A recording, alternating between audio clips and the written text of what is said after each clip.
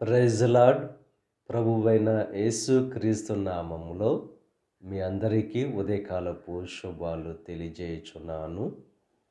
ఈరోజు దేవుడు మనకు అనుగ్రహిస్తున్న అతి శ్రేష్టమైన వాక్యము కీర్తనలు 116వ అధ్యాయము 6వ వచనాన్ని చదువుకుందాము. నేను కృంగియుండగా ఆయన నన్ను రక్షించెను. ఈరోజు కృంగిన స్థితిలో ఉన్న వారిని దేవుడు రక్షిస్తానని చెప్పి వాగ్దానం చేస్తున్నారు.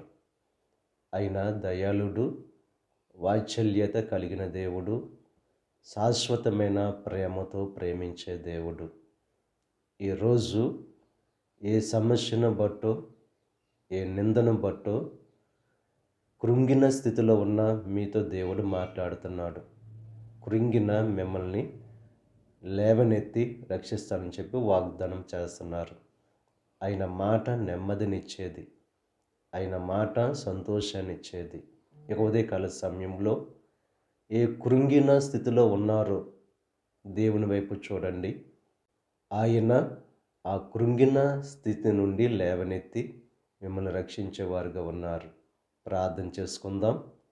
పరిశుద్ధుడా, మహోన్నతుడా, సర్వశక్తిమంతుడైన యేసయ్య, ఈ ఉదయకాల సమయంలో నువ్వు అనుగ్రహించిన అతి శ్రేష్టమైన వాక్యాన్ని బట్టి నీకు స్తుతులు చెల్లిస్తున్నాం. కృంగి ఉన్న మమ్మల్ని రక్షించే దేవుడవు నీవే కనుక దేవా, ఎవరైతే కృంగుబాటులో ఉన్నారో వారిని రక్షించి ఆ కృంగుబాటు నుండి విడుదల కలుగు చేయండి. ఈ ప్రార్థనలో ఏకీభవిస్తున్న ప్రతి ఒక్కరిని దీవించండి, ఆశీర్వదించండి. ఈ రోజు తలపెట్టిన ప్రతి కార్యాన్ని సఫలం చేయండి.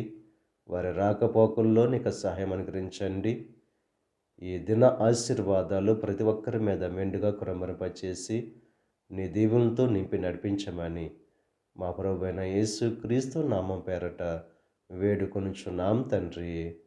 ఆమేన్. తండ్రి, కుమార, పరిశుద్ధాత్మ త్రియేక దేవుని యొక్క కృప సదాకాలం మనకు తోడై ఉండి దేవుని యొక్క దీవెనలు ఆశీర్వాదాలతో నింపి నడిపించును గాక. ఆమేన్.